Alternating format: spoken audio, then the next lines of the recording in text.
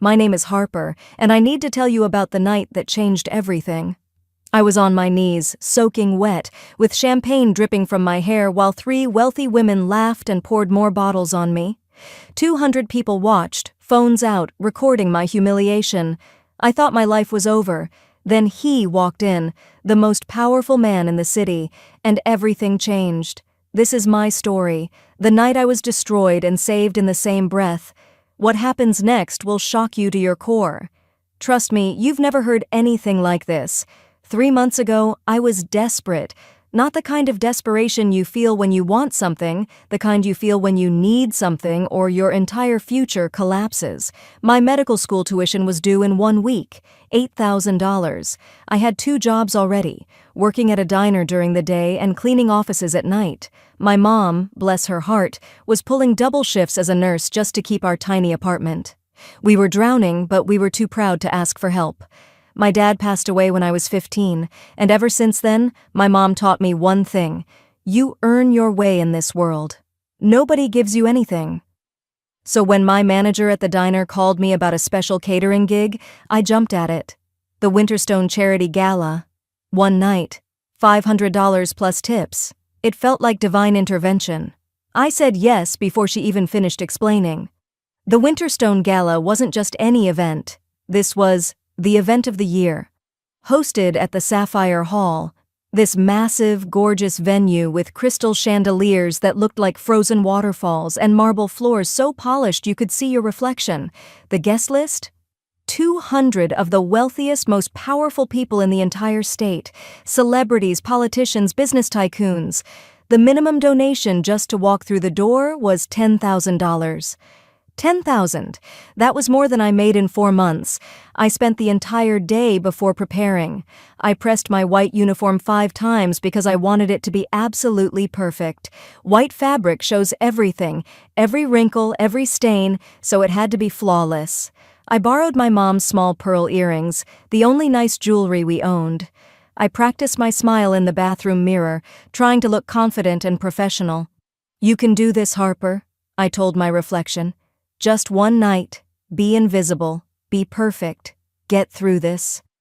I arrived 2 hours early, my stomach twisted in knots. When I walked into that ballroom, I forgot how to breathe for a second. It was like stepping into a movie. Everything sparkled. The chandeliers cast dancing lights across the walls. Ice sculptures shaped like swans sat on tables draped in silk. Waiters in crisp uniforms moved like synchronized dancers. And the guests. God, the guests.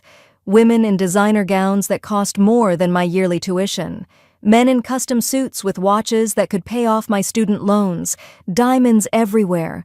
Perfume that probably cost $100 per spray. The coordinator gathered all of us servers before the event started. Her voice was sharp and no nonsense. Rule number 1, be invisible. Rule number 2, don't speak unless spoken to. Rule number 3, no mistakes. These people can make or break careers with 1 phone call. Understand? We all nodded like obedient children. As guests started arriving, I busied myself arranging champagne glasses on silver trays. My hands were shaking slightly, but I told myself it was just nerves. Then I saw them. 3 women standing near the champagne fountain, and something about them made my blood run cold. They had this aura, this energy that screamed danger. The leader was impossible to miss. Claire Hastings.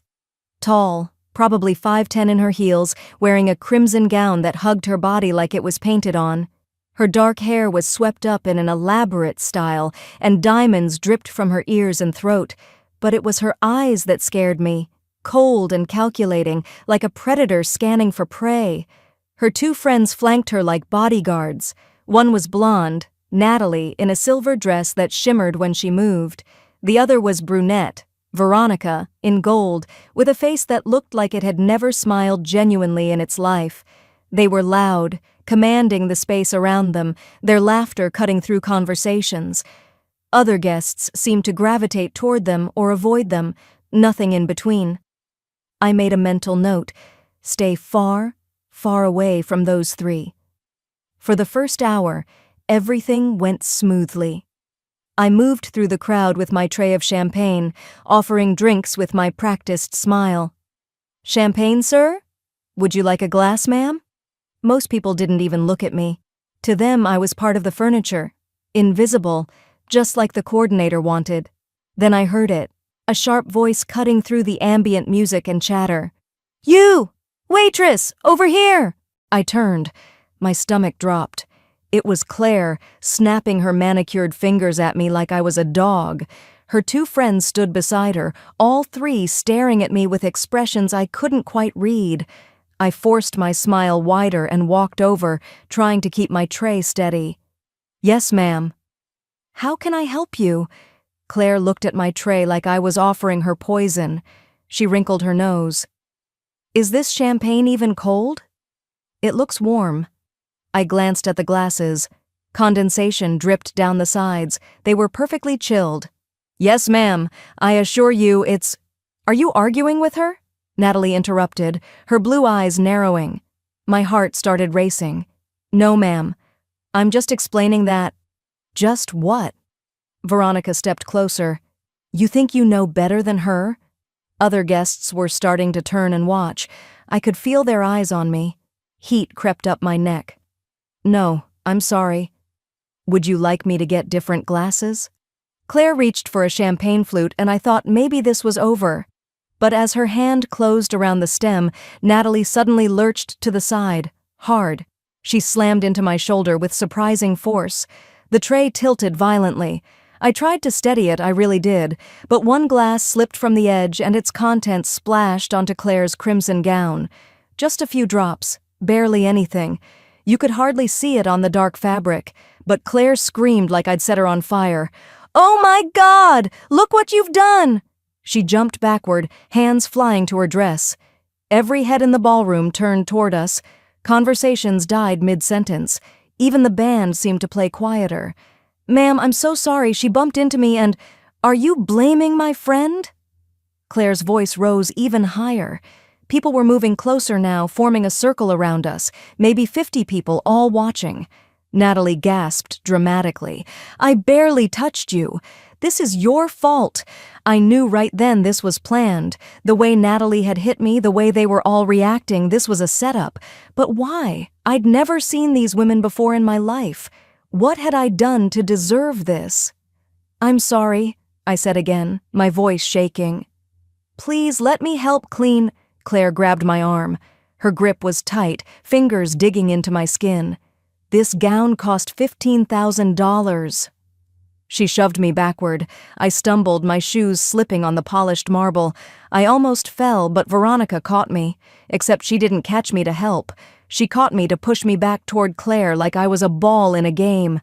Apologize properly, Veronica hissed. On your knees!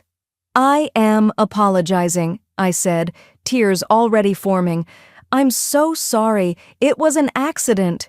Not good enough, Claire said. Her eyes were gleaming now, like she was enjoying this. That's when I noticed the phones. All around us, people were pulling out their cell phones, recording, filming my humiliation for their social media. My nightmare was going to be immortalized online. I felt sick. Claire noticed the phones too, and something shifted in her expression. She was playing to an audience now. Everyone, look at this incompetent waitress. This is what happens when you hire cheap labor. Natalie grabbed my shoulder from behind. Her voice was low, meant just for me. You need to learn your place. Then she pushed down hard. My knees buckled. The marble floor rushed up to meet me with a crack of pain that shot through my legs. I was kneeling now in front of 200 people in my perfect white uniform, with phones recording every second. Please, I whispered. I didn't mean to... Shut up, Veronica snapped. Through my blurring vision, I saw Claire reach for something, a full bottle of champagne from a nearby table. My eyes went wide. Number. She wouldn't. This was crazy. This was assault. But she did. Claire's lips curved into a cruel smile. Since you love spilling champagne so much, let me help you understand how it feels. She twisted the bottle. The cork popped with a sound like a gunshot in the silent ballroom. And then she poured it directly onto my head. The shock of cold liquid hitting my scalp made me gasp. Champagne flooded over my hair, my face, running down my neck and soaking into my white uniform. I couldn't breathe. I couldn't think. I just knelt there, frozen, as the entire bottle emptied onto me. The three women were laughing, hysterical, cruel laughter that echoed off the high ceilings. My turn. Natalie grabbed another bottle, popped more champagne, this time down my back. The cold seeped through the fabric, through my skin, into my bones. I was shivering, crying, completely drenched. Veronica wasn't going to be left out. She picked up a third bottle. Let's make sure she's really clean. Pop more champagne. It was in my eyes now, stinging, in my mouth, making me choke. My carefully pressed white uniform was completely transparent, clinging to me, ruined beyond repair. I don't know how long I knelt there. Time felt strange. All I knew was cold and wet and the sound of laughter and the knowledge that 200 people were watching and not one, not a single one, was helping me. Claire crouched down to my level. Her face was inches from mine, and her breath smelled like expensive wine. Look at you. Pathetic. Poor. Worthless. Each word was a slap. You'll never be anything but a servant. You'll die in poverty, just like you were born in it. Natalie leaned in from the other side. Your clothes are so cheap I can actually smell the poverty on you. Did you buy that uniform at a thrift store? Veronica laughed. I bet she lives in some disgusting apartment with roaches and broken pipes, probably shares a bedroom with her mother. They were describing my life, my actual life, the apartment with the leaky faucet, the bedroom I did share with my mom because we couldn't afford a 2-bedroom, the uniform I'd bought secondhand and altered myself. How did they know? Or was I just that obvious, that clearly poor? Each word carved deeper into me. I wanted to disappear. I wanted the marble floor to open up and swallow me whole. Through my tears, I saw Claire stand and walk to my serving station. Number. Please, not that. She picked up my tip jar, a simple glass container where I'd been collecting bills throughout the evening. $43. It wasn't much, but it was mine. I'd earned it. Claire held it up like a trophy. Is this what you work for? She shook it, making the bills and coins rattle. Is this your pathetic dream? $43? She turned the jar upside down.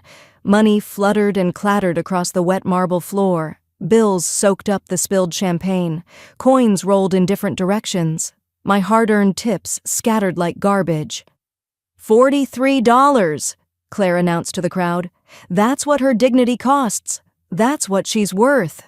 She kicked at the coins, sending them skittering across the floor. Pick them up, servant. Crawl and pick up your pennies. Something broke inside me then. The tears came for real. Deep, sobbing tears that shook my whole body. I couldn't stop them. I was crying in front of 200 people, on my knees, soaking wet, with my money scattered around me like I was some kind of beggar. Mascara ran down my face in black streams. My hair hung in wet ropes. My white uniform was completely see-through now, and I had nothing to cover myself with. I reached for a dollar bill with shaking hands, and that's when I saw them.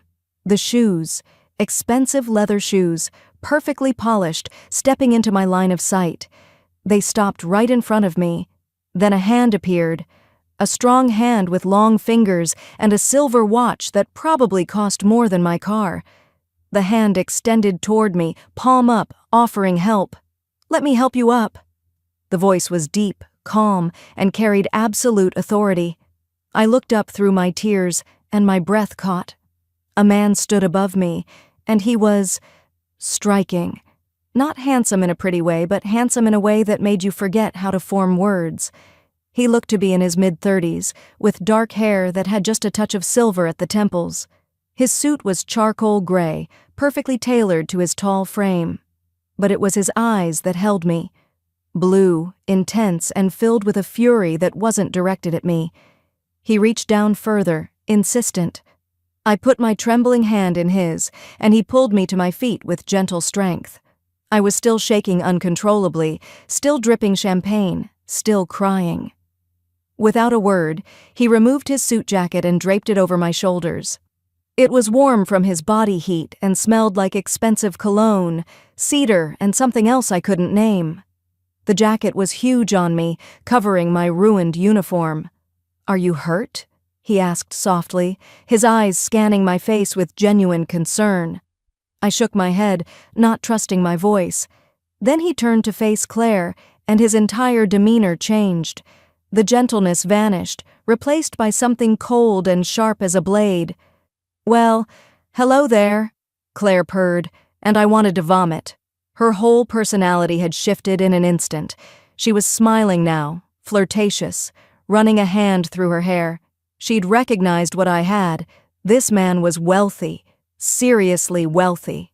His suit alone probably cost $10,000. His watch? Maybe $50,000. Claire extended her hand like a queen, offering her ring to be kissed. "I'm Claire Hastings." He didn't even glance at her extended hand.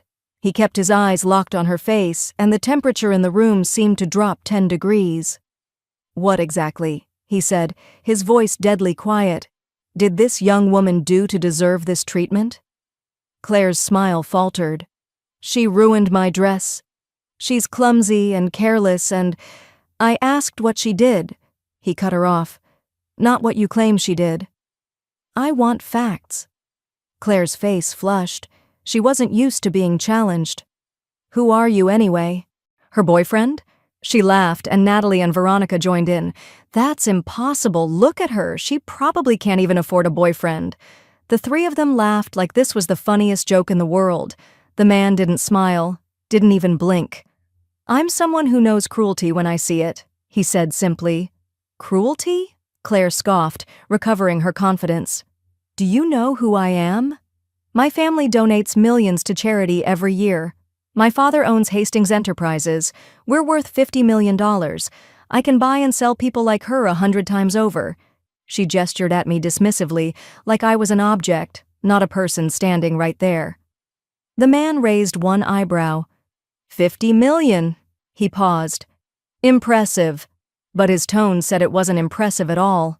It said 50 million was pocket change, monopoly money. Somewhere in the crowd, someone gasped. Then another person. Whispers started rippling through the ballroom like wind through leaves. "Oh my God, it can't be. Is that really him?" Claire's confident smile started to crack. "That's who?" she asked, and for the first time, I heard uncertainty in her voice. The man reached into his pocket and pulled out a business card. He extended it to Claire with 2 fingers, like he was handing her something dirty. "Nathaniel Bennett, CEO of Bennett Global Holdings." The room went completely silent, not just quiet, silent, like someone had hit a mute button on the entire universe. Claire's hand trembled as she took the card. I watched the blood drain from her face, leaving her pale under her makeup. Natalie took a step backward. Veronica's mouth fell open. Nathaniel Bennett. I knew that name. Everyone in the city knew that name. Nathaniel Bennett wasn't just a billionaire, he was the billionaire, worth $8 billion. He owned Bennett Global Holdings, which controlled over 50 companies. He owned half the commercial real estate in the city. He was on the cover of Forbes and Fortune. He was powerful in a way that made 50 million look like lunch money, and he was standing in front of me, wearing just a white dress shirt because he'd given me his jacket. Hastings Enterprises, Nathaniel said thoughtfully, rolling the name around like he was tasting wine. "That's your father's company?" Claire nodded. She couldn't seem to form words. "Interesting." Nathaniel tilted his head slightly. "Your father leases your corporate headquarters from me, doesn't he? The building on 5th and Main?" Another nod. "And your manufacturing facility in the industrial district?" "That's my property, too." His voice remained calm, almost conversational. "Your distribution center on the east side? Also mine. In fact, Ms. Hastings, I believe your lease renewal is coming up next month. Is that correct?" Claire's legs looked like they were going to give out. "Mr. Bennett, I didn't know. I'm so sorry. Sorry for what?" he interrupted. "Sorry you did it? Or sorry you got caught? Sorry you did it to someone connected to me? Or sorry you did it at all?" She opened her mouth, closed it. No answer. I'm trying to make a decision, Nathaniel continued, still in that terrifyingly calm voice. I'm trying to decide if I want to renew your father's leases. Or perhaps triple the rent. Or maybe, and this is an interesting option, lease all those properties to your competitor instead. Apex Industries has been looking for space. I'm sure they'd be thrilled to take over your facilities. Claire started crying, but these weren't the same kind of tears she'd caused me. These were tears of fear, of realization, of watching her entire life crumble. Please, Mr. Bennett. My father, our company. We'll lose everything. Please, I'm begging you. Begging. He said the word like it was foreign. Interesting. Is that what you wanted Harper to do? Beg? He knew my name. How did he know my name? Natalie found her voice, shaky and small. Mr. Bennett, we didn't mean, it was just a joke, we were just having fun. He turned to her and she actually flinched. And you are? Natalie Ashford, sir. Ashford. Recognition flickered in his eyes. Your father is Judge Ashford, correct? Yes, sir. The same Judge Ashford who's currently being considered for appointment to the state Supreme Court? A position that requires approval from the Governor's Council? Natalie's face went white. Yes, sir. A council, Nathaniel said softly, that I happen to sit on. What an interesting coincidence. Natalie looked like she might faint. He turned to Veronica, who was trying to back away slowly. Don't leave. We're not finished. You're Veronica Lancaster, correct? Yes, sir, she whispered. Lancaster Medical. Your family's pharmaceutical company. He nodded slowly. Didn't you just submit a new drug for FDA approval? Something for heart disease, if I remember correctly? Yes, sir. That's a difficult process. Requires extensive testing, review, and, what's the phrase, positive public relations. He gestured casually to all the phones still recording this entire interaction. I wonder how viral footage of the CEO's daughter torturing a waitress might affect that approval process. The FDA does consider company character in their decisions? Veronica burst into tears. Nathaniel turned back to me. His entire expression softened, like he'd taken off a mask. Harper, are you okay? My mind was spinning. How do you know my name? He smiled slightly. It was the first time I'd seen him smile, and it transformed his face. We haven't been properly introduced, but I know exactly who you are. The entire ballroom was holding its breath. 200 people completely silent, watching this unfold. 3 months ago, Nathaniel said gently, you applied for the Bennett Medical Scholarship. Do you remember? My heart stopped. The Bennett Scholarship. I'd applied on a whim, never thinking I had a chance. It was one of the most prestigious scholarships in the country. Full tuition, living expenses, books, everything. Thousands of students applied every year. The acceptance rate was less than 1%.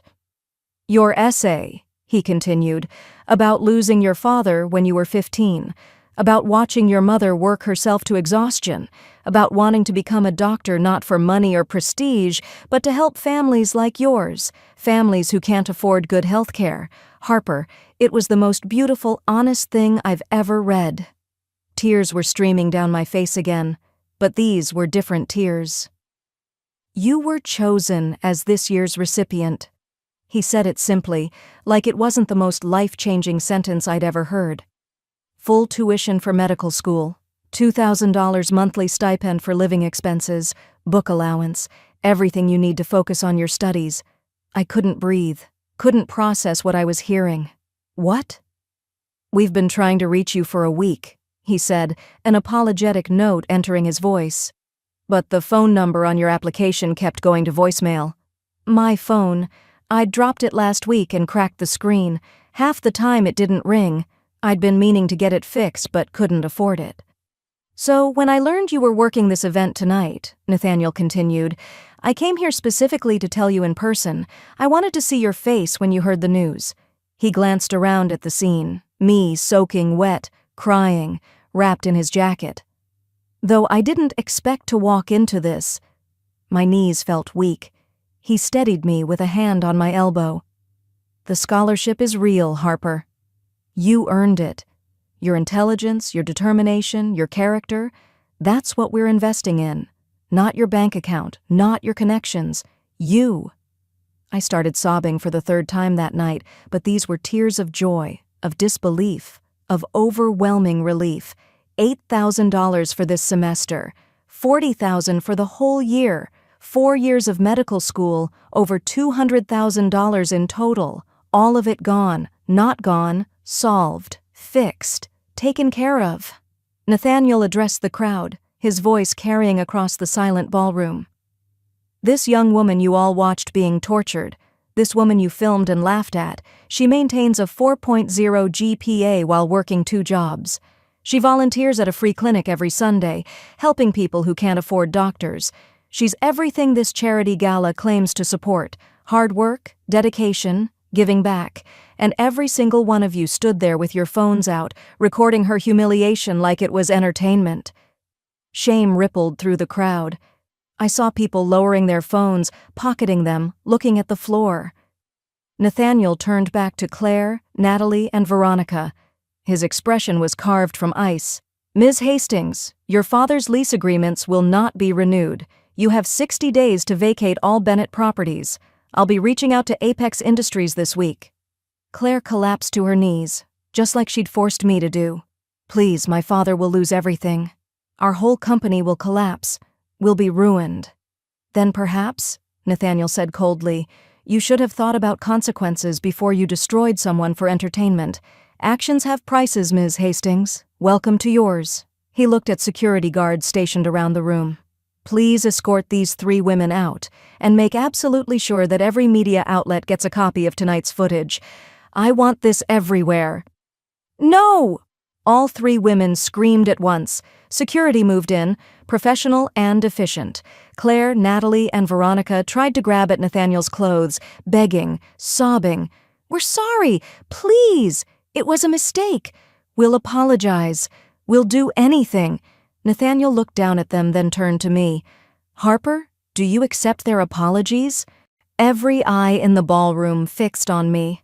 The 3 women who had destroyed me were on their knees now, crying the same desperate tears they'd caused me. Part of me, the kind part, the part my mother raised to be forgiving, wanted to say yes, wanted to give them a second chance. But I remembered their laughter, the way they'd poured champagne on me, bottle after bottle, the way they'd called me worthless, the way they'd scattered my tips and told me to crawl. No, I said quietly. I don't accept their apologies. Nathaniel nodded. Then please remove them. Security physically escorted all 3 women toward the exit. Their expensive designer gowns dragged on the floor. Their makeup ran in streaks down their faces. They were screaming, begging, making promises they'd never keep. The massive doors closed behind them with a final boom, cutting off their cries. Silence again. Then someone started clapping. Slow at first, then faster. Another person joined, then another. Soon the entire ballroom erupted in applause. 200 wealthy people standing and clapping. For me, for justice, for the belief that maybe, just maybe, cruelty doesn't always win. That was 3 months ago. My life now is completely different. I started medical school last month and the scholarship really did cover everything. I quit both my jobs. For the first time since my father died, I can focus entirely on my studies. My grades are still perfect, 4.0 GPA after my first semester. Claire, Natalie, and Veronica? That video went viral. 12 million views across all platforms. They became internet famous for all the wrong reasons, symbols of wealthy cruelty and privilege. Claire's family did lose their business. They had to sell their mansion, their vacation homes, everything. She moved to another state to escape the attention. Natalie's father didn't get the Supreme Court appointment, and the family's political connections dried up overnight. Veronica's company's drug approval was delayed indefinitely, and their stock price crashed. I don't feel good about their suffering. I'm not that kind of person. But I don't feel bad about it either. They made choices. Choices have consequences. Nathaniel and I still talk. He checks in once a month, taking me for coffee to discuss my progress. It's mentorship, pure and simple. He told me once, "I grew up poor too, Harper. I know what it's like to be invisible, to be treated like your life doesn't matter. I built everything I have from nothing, and I'll never forget where I came from. Your success is my revenge against everyone who ever looked down on me." Last week, I was volunteering at the free clinic like I do every Sunday. A young girl came in with her mother. The girl was running a fever, and they didn't have insurance. The mother was working 3 jobs and still couldn't afford a regular doctor. I saw myself in them. I saw my mom and me 10 years ago. I held that little girl's hand while the doctor examined her. I told her everything would be okay. And when her mother tried to pay with a handful of crumpled bills and loose change, exactly $43, I told the billing department it was taken care of. Anonymous donation. The mother cried and hugged me. The little girl smiled for the first time since they'd arrived, and I knew, standing there in that moment, why I survived that night at the gala. Not for revenge against Claire and her friends, not even for the scholarship, as life-changing as it was. I survived it to be here, to help people who have no one else, to be the kind of doctor who sees patients as people, not bank accounts, to remember what it feels like to be on your knees with the world watching and not one person helping, so I never, ever let that happen to someone else on my watch. My name is Harper. I'm 22 years old, a first-year medical student, and a survivor. And if you're out there right now working multiple jobs, struggling to stay afloat, wondering if anyone sees you or if you matter, I see you. You matter. Your struggle matters. Your story matters. Keep going. Your moment is coming. I promise you, karma doesn't miss, and neither does kindness. If this story moved you, I want to hear from you. Have you ever been humiliated or treated like you were invisible? How did you survive? Drop your story in the comments below. Share this video with someone who's fighting their own battle right now and needs to know they're not alone.